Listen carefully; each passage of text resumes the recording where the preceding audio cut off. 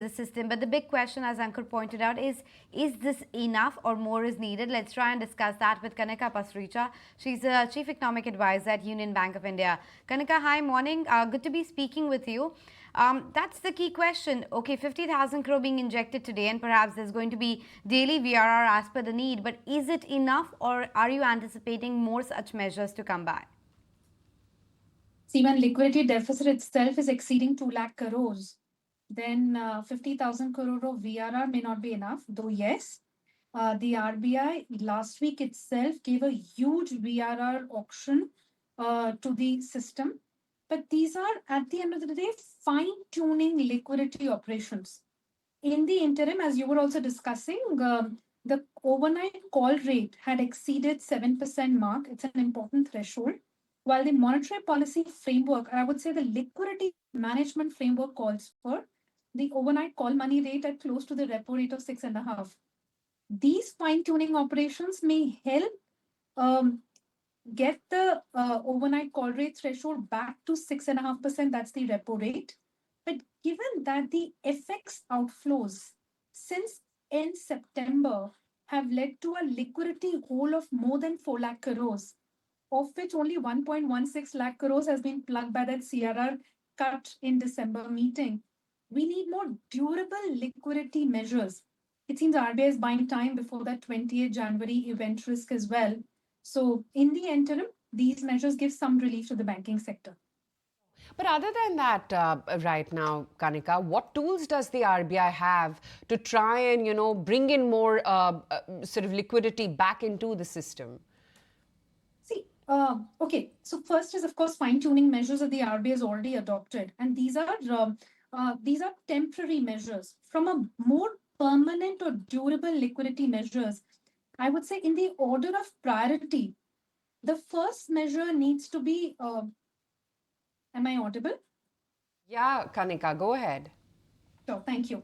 So in the order of priority, the first measure needs to be CRR cut.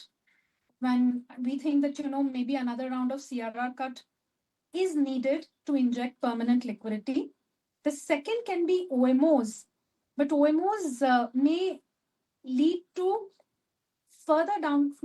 downward pressure on the longer end of the curve and may actually disrupt the interest rate defense for rupee that the RBI may be looking at. And in our view, in order of priority, rupee proceeds in terms of significance before liquidity and then rates.